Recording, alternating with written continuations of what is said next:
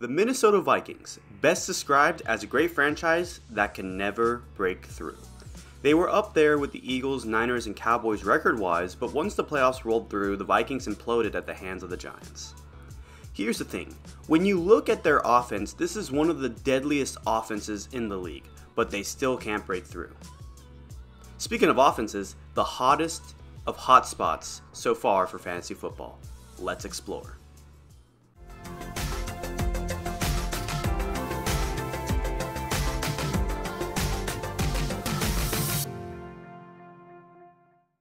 How's everyone doing today? My name is Aaron and this is the Game Day Hour. Welcome back to the Fantasy Football Team Review. In this series, we take a look at each and every 32 NFL franchises and see what they offer for fantasy football.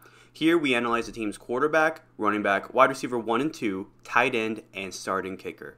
Our goal is to analyze last season and see if these players are worth drafting and if so, when and where. Today, we analyze the Minnesota Vikings.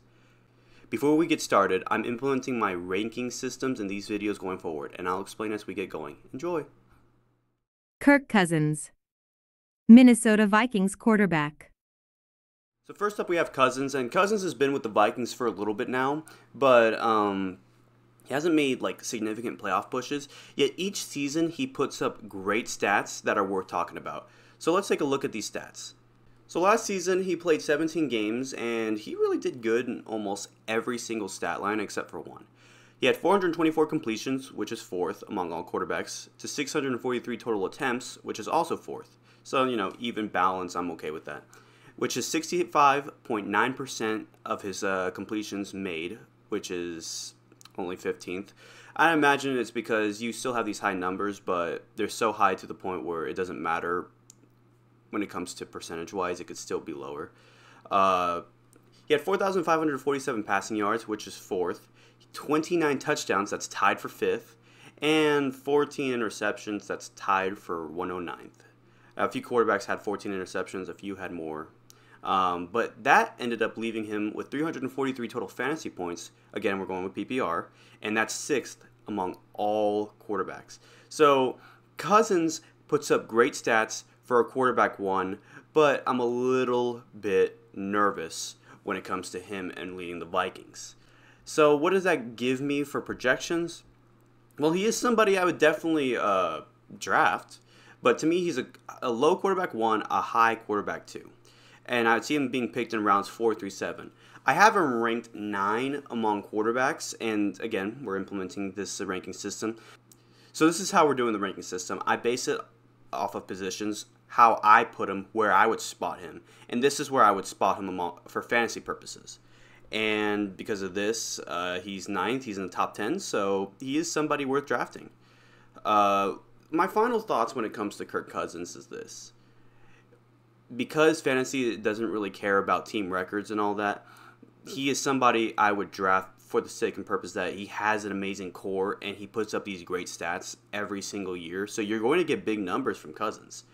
It's just, if you're a Vikings fan, I'm very nervous for you when it comes to Cousins because you just can't seem to get over the hump in the playoffs.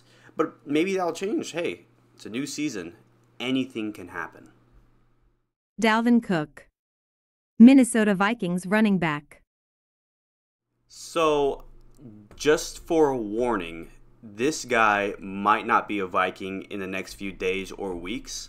But since he's on the Vikings as we speak, I'm going to take a look at his stats, and you can take these stats to whichever team he goes to, or if he stays with the Vikings. But we're talking about Cooks, obviously, and I'm a big Dalvin Cooks fan. In my first year in fantasy, I had him and Chubb on my team, along with Prescott, and those three lit up the league. I didn't win that year, but man, was it a brilliant thing to see. To see those three on the team, and Dalvin Cooks at the time was very underrated. Now he's one of the top backs in the league, and whoever gets him is getting a very high-end running back. So let's take a look at his stats from last season. So last season he played all 17 games, and normally he is somebody who gets injured a lot, but that year he played every single game. He had 264 carries, that's 6th among all running backs. He had 1,173 rushing yards, which was also 6th among running backs. He had 8 touchdowns, that's tied for 12th. And he had 227 total fantasy points, which was 11th. And so you take a look at this guy, he is a high-end running back. And whoever gets him, whatever team gets him, is going to get a lot of stats, assuming that team doesn't have like a super wide receiver core. If you could tell, people don't really pick Dalvin Cooks because of who the Vikings have at the receiving core. You'll see in a minute what I mean, if you don't know already. But as far as these goes, what would my projection be? Is he somebody I would draft? Yes. Assuming he's on a team, of course. He's a running back 1 and 2, and he's rounds 2 at the highest. I don't think he's a round 1 pick anymore, but 2 at the highest. If he's not on the team, then probably 8th, assuming he will get on a team eventually. But I have him ranked 10th among all running backs, and it was really hard to do this ranking because even though I think of him much higher, a lot of people don't think of him that much higher, I guess, and because he's on the Vikings, who has a brilliant wide receiver core, it's really hard to pick a running back there. It's not like if you were picking Derrick Henry on Tennessee, who doesn't have a great wide receiver core. I'll get to that in that video, how much different that is. But you want a running back that has a pretty decent receiving core, one that's good enough to get a lot of points on fantasy as well, but enough so that the running back is also a vital piece. He's just on a loaded wide receiver core, and I feel like if they didn't have the guys that they have right now, that Cooks would probably be a running back 1 and not a potential high 2. But yeah, for Cooks, he is somebody I would draft. Let's see what team he gets on, and depending on what team he is on, I might come back to him in another video if he's already on a team that I haven't discussed yet. But if he is, I'll probably look at it again. So let's see. Take a look out for Dalvin Cooks and the news that's coming in these upcoming days, obviously. Alexander Mattison, Minnesota Vikings running back. And because there's a big question mark on Cooks, we're going to be looking at the running back behind. This is the first time I'm covering 7 players in this video. Normally I've been doing 6. This video is an exception because of the free agency speculations with Cooks. So we're going to look at Alexander Mattison and his stats. So last season, he had 74 carries, 283 rushing yards, 5 touchdowns. Now, remember, this is coming off the bench, so 5 touchdowns is actually pretty decent for a running back who's not in the starting rotation. Obviously, you know, there's other backs in the league that have done better in that position. You can talk about Kareem Hunt with the Cleveland Browns or Tony Pollard with the Dallas Cowboys, who's going to be a starter this year for Dallas.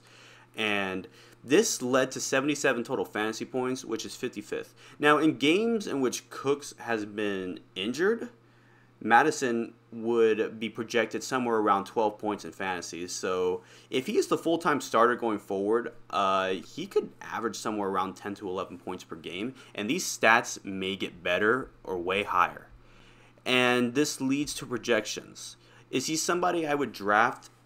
Yes and yes. And I put it in 2 scenarios. To me, he's a running back 3 and 4. I don't think he gets you that many points.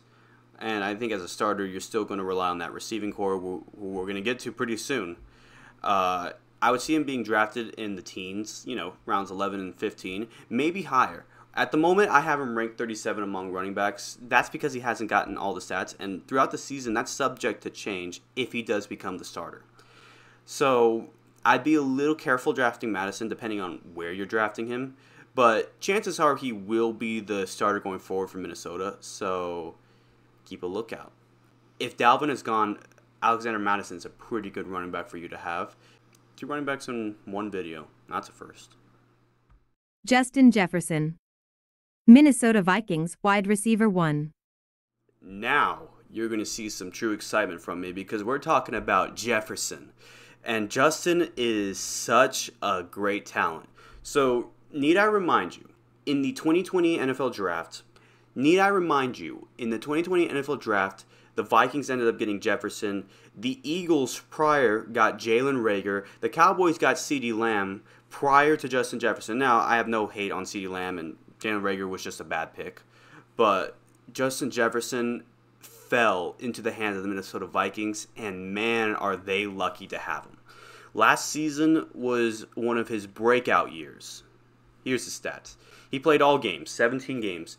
He was first in receptions, which was 128, and receiving yards, 1,809. And last season, Tyreek Hill was on pace to potentially break 2,000, and at the end, Jefferson gets first. Now, he only had 8 touchdowns, which is meh at best, but he is the number one. So sometimes I feel like if the number one gets a lot of touchdowns, then he's out of this world. But he only got 8, and that's tied for 11. That's still top 20. He had 358 total fantasy points. That is first. Because of all these firsts, where do you think I have him in projections? Would I draft? Definitely. Now, I am a running back first guy because the running back gets the most carries and gets the most touches. And if you get the best running back, you're bound to get like somewhere in the range of 17 to 20 points per game. And that's great if it's not your quarterback doing it. But if, let's say, the running backs I want are gone and Jefferson is there, I'm going to get Jefferson. He is a wide receiver 1, round 1. He doesn't go any later than that. Somebody who wants a wide receiver is getting Jefferson round 1. I don't see him ever falling to round 2 unless you're in a league that's so emphasized on the running game to the point where the wide receiver is secondary options to everyone. And, of course, he's ranked 1 among all wide receivers on my list. So this is the second time in this series we are looking at a number 1. And, of course, highly recommended. If you're going for a pass attack and Jefferson's on the board and you take another wide receiver, I'll be a little confused. Hey, maybe the wide receiver will do good for you, but you can't miss out on Jefferson. This guy is one of the best route runners in the league. Just great hands. You want him. If he falls into your lap, count yourself lucky. So, my closing statement with Jefferson is that, last season I saw him really high on the list. I didn't think of that much of Jefferson at the time. Last season proved me wrong. Jefferson is a vital pickup. You want him on your team. Jordan Addison, Minnesota Vikings wide receiver 2. The Vikings went with a wide receiver as their first pick in the first round. And I personally think they got the best wide receiver in the draft. Maybe the second best, one of the two. But Addison was a great pickup for Minnesota. And his stats at USC last year, although not the best, his second year at Pitt, he had the best stats. His stats at USC were really, really good, so let's take a look. He had 59 receptions, 175 receiving yards, and 8 touchdowns. And the same amount of touchdowns as Jefferson did with the Vikings last season. And he was drafted as pick number 23. As a matter of fact, all the wide receivers were kind of lumped together. Jackson, Jay, Jordan, and Quinton. But I think the Vikings did a really good job with their pick in round 1. Just giving more weapons to Kirk Cousins, potentially have a better season. And this will ultimately lead me to my projections. Again, this is the second time I'm doing this in the series, but I'm on the fence when it comes to drafting him. I was the same way with Jahmyr Gibbs. And if you do, I just don't see him being drafted higher. I think he's a wide receiver 4, which is like rounds 12 through 15. And among all wide receivers, I have him as the 45th best. And you're like, wait, why only 45th if you think really highly of him? Well, among all wide receivers in the league right now, he hasn't proven anything. So I have him in this range, which is, I'm pretty sure this is okay for an early ranking. But if you want to get Addison because you think Addison's going to be a really good wide receiver 4, then go for it. I think he will. It's just, I'm very cautious with rookies, and because of that, I'm not going to be very high on many rookies. Maybe a few, but not with this guy.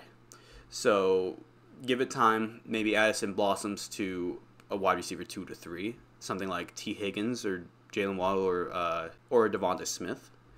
But we'll see. T.J. Hawkinson, Minnesota Vikings tight end.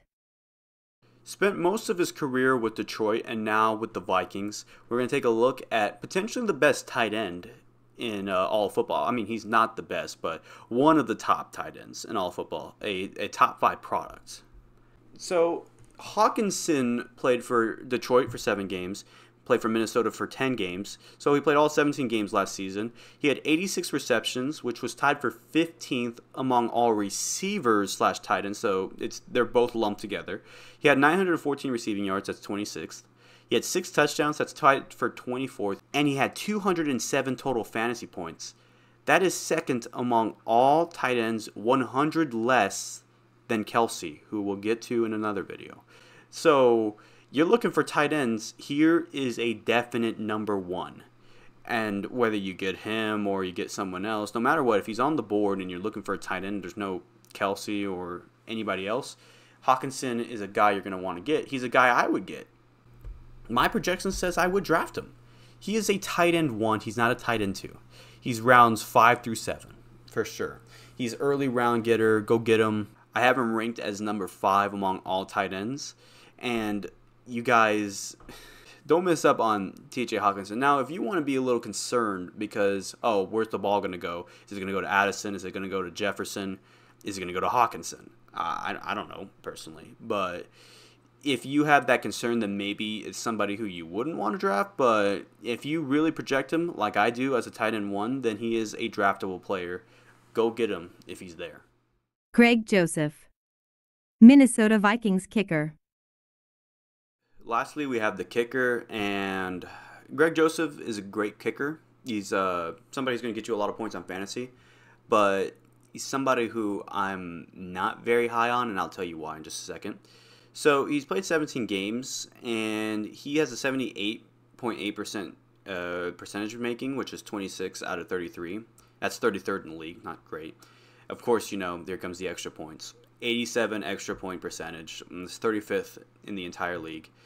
But, again, I was talking about this in another video about, you know, range and how that can equal more points. And his long last season was 61, which was 2nd in the entire league, and he had 118 points, which was tied for 13th.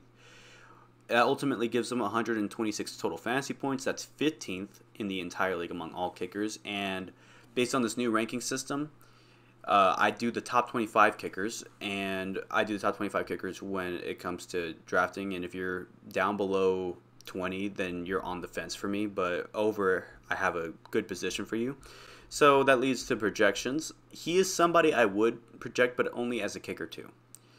I see him in rounds 14 through 16. That's where I see most kicker 2s. I don't really see them getting drafted before all your essentials, your wide receivers, your running backs, your quarterbacks, your tight ends, or maybe even your defenses. But I just see him as a kicker 2 in the late rounds. He's ranked 12th on my list. And normally I would put him as a low kicker 1, but it's down the kickers.